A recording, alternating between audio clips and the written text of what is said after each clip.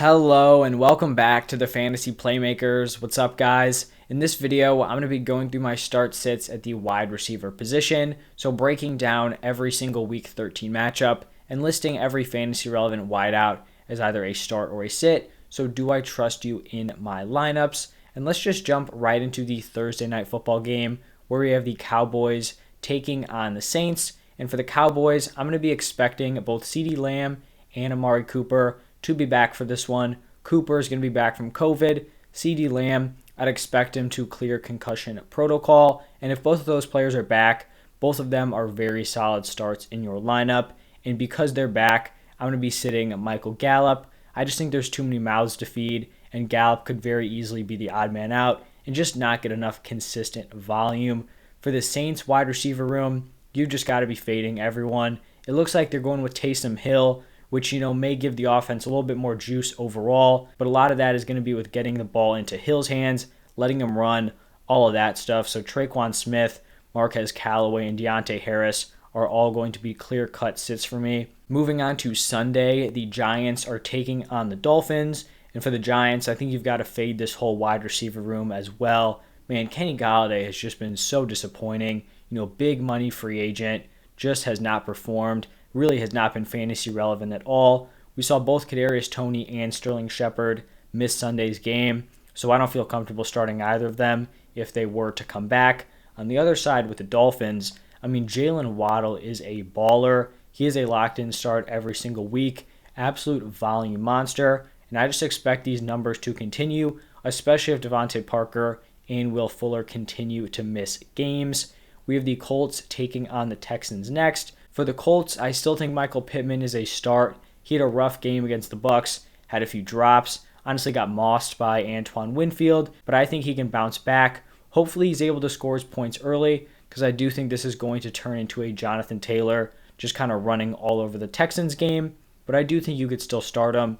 It's probably a bottom end wide receiver 2, high end wide receiver 3, and then I'm going to be sitting T.Y. Hilton, just not enough consistency there. For the Texans, only player I ever want in this offense every single week, Brandon Cooks, continues to produce in spite of everything going on around him, so I do still like him in my starting lineups. This next game is going to be a divisional matchup between the Vikings and the Lions. For the Vikings, you're plugging in Justin Jefferson and Adam Thielen every single week. For the Lions, total opposite. You're not plugging in anyone. Josh Reynolds was cut by the Titans, and he walks in and is now the wide receiver 1 for the Lions. That is how bad this wide receiver room is, and I just want no part of any of these players. Eagles take on the Jets in this next game. For the Eagles, I'm listing Devonta Smith as a start just because they're playing against the Jets, but he's really kind of dangerously close to being a sit in future weeks, and it's really not his fault. It's just this passing attack has no volume. There's not a lot of opportunities to go around, and this really applies for Smith and Dallas Goedert, who I'm going to talk about tomorrow. It's not their lack of talent.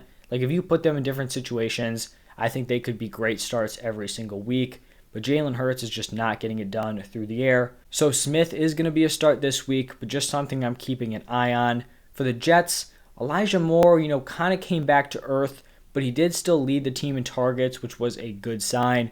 So he is going to be a start. You just probably are going to have to limit your expectations with Zach Wilson at quarterback. And then if Elijah Moore's a start, you cannot be starting 2 of these wide receivers. So Corey Davis, Jamison Crowder, Braxton Berrios, Keelan Cole, whatever combo you want to kind of form here, they're all going to be sits.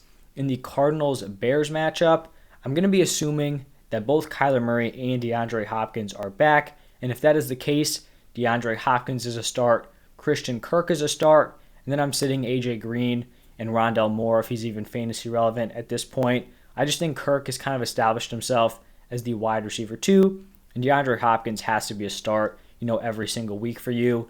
For the Bears, this one kind of gets tricky here. So if Allen Robinson misses another game, then I would feel very good starting Darnell Mooney. However, if Allen Robinson is back, then I'd just be sitting both of them. Really, we've kind of figured out that on this Bears offense, the passing attack is just not there, and so there can only be one wide receiver, one top guy who's able to command any type of volume. We saw Mooney do it with A-Rob out. If A-Rob's back, I just want no part of this wide receiver room. Chargers Bengals is up next, and for the Chargers, Keenan Allen is a nice start every single week. We're always kind of on the edge here with Mike Williams. He's very close to being a sit. He keeps having these like 4 for 40 games where he doesn't just totally bomb in your lineup, and he always does have that ceiling. And he did put together, like a 4 for 40 stat line in a game where the offense did not play well. So he does stay here. He's just kind of dangerously close to being a sit every single week. For the Bengals, we know Jamar Chase is a start. Kind of slowed down a little bit. I expect him to pick it back up towards the end of the season. T. Higgins was a guy that I was always listing as a start. I knew, the production was going to come around because the targets were totally there. I'm pretty sure Higgins and Chase have the exact same amount of targets, in games where they're both playing together. So Higgins is a start. Definitely the wide receiver 2, but he had just gotten so unlucky with touchdowns. Gets into the end zone for the first time since week 2, and I like him in lineups.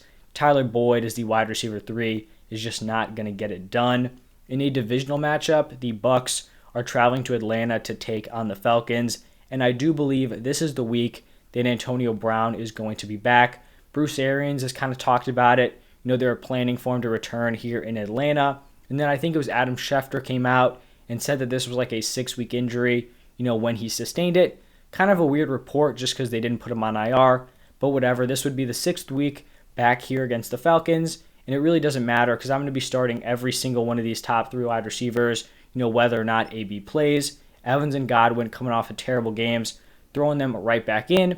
If AB's there, he is in my lineup.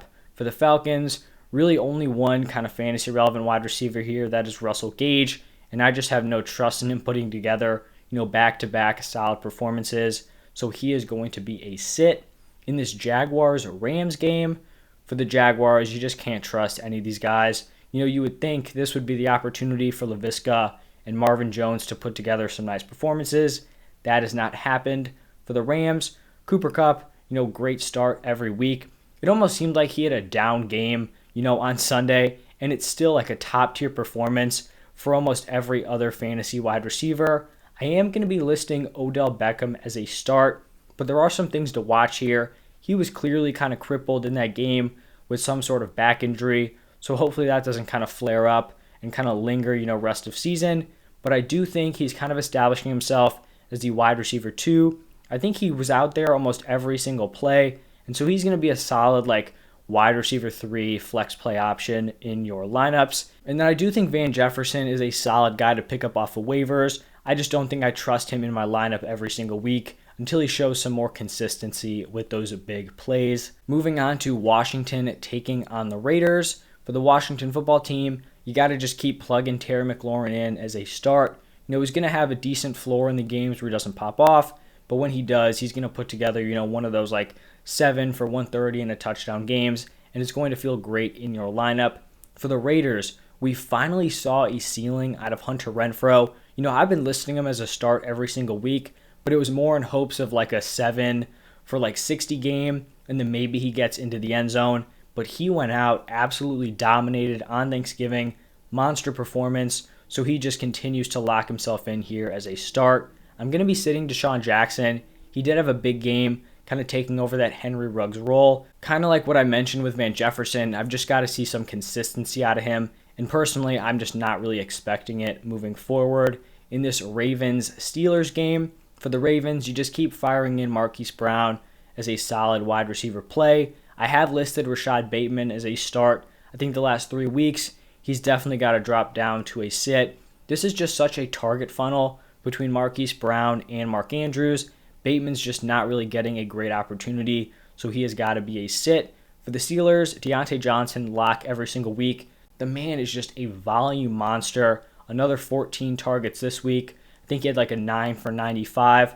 So PPR machine.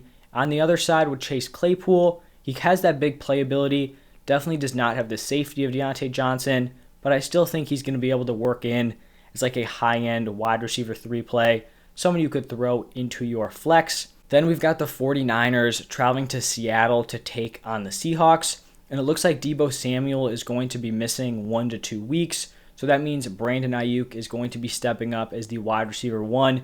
This is really the opportunity for him to put together some monster fantasy performances. So I actually feel pretty confident starting him, not just kind of like a fringe start. Like, I'm feeling good. If you look back to his rookie year, a lot of the reason why everyone loved Ayuk coming into the season is because he balled out when Debo was not in the lineup. He could operate as the wide receiver 1. So I really like him as a solid, probably even wide receiver 2 play this week. I'm going to be putting out my weekly rankings, I think, on Thursday. So you guys can kind of see where I have them when those come out. For the Seahawks, this is just tough. I am going to be listing DK Metcalf as a start. Same thing with Tyler Lockett. I know that offense has looked terrible, and I may be being stubborn on this one, but personally, I just can't rationalize benching DK Metcalf. I mean, obviously, if you have like 2 other really nice wide receiver options and then like a nice RB3, then fine, sit him on the bench. But like, I'm not, going to go full panic mode and start like a Kendrick Bourne or a Tim Patrick over DK Metcalf. I just can't do it because the floor is non-existent right now, but it's very possible they go out in week 13 and DK Metcalf puts up like a 5 for 100 and a touchdown, and I just don't want that sitting on my bench. So I'm going to be listing them as starts, but I definitely do not feel confident about it. We've got a Sunday night football game between the Broncos and the Chiefs. For the Broncos, I'm just going to be listing all 3 of these wideouts as sits: Jerry Jeudy, Cortland Sutton, and Tim Patrick. There's just too many mouths to feed in this offense with honestly not enough food. Teddy Bridgewater is not going to have the passing volume to support those 3 wide receivers, plus Fant, plus Gordon and Javonte Williams getting involved in the receiving game. So those 3 are going to be sits. For the Chiefs, every week, Tyreek Hill, locked in start, top tier wide receiver 1. And then for the final game of the week, got Monday Night Football. For the Patriots, this one's kind of a tough call. Jacoby Myers has put together some solid games. He's just had no touchdown upside. I mean, that's a trend his entire career. Kendrick Bourne is also an intriguing play. He has been able to get into the end zone. I just don't know if the safety's there, on a week-to-week basis. Like, if he went out on Monday Night Football, caught 1 pass for 10 yards, I wouldn't be surprised. So he's a sit, but if he does have one more really solid game, he's definitely going to be in like that flex range. For the Bills, the only wide receiver I trust is going to be Stephon Diggs. So that means I'm sitting Cole Beasley and Emmanuel Sanders. But that is going to wrap it up for this video. If you guys enjoyed the content, do me a huge favor, hit that like button and subscribe to the channel. If you have any fantasy questions, start sit questions, waiver wire advice, trade questions, drop them down below and I'll be responding to every single person. Go check out my running back start sit video if you haven't seen that yet. But thank you guys so much for stopping by, and I'll see you next time.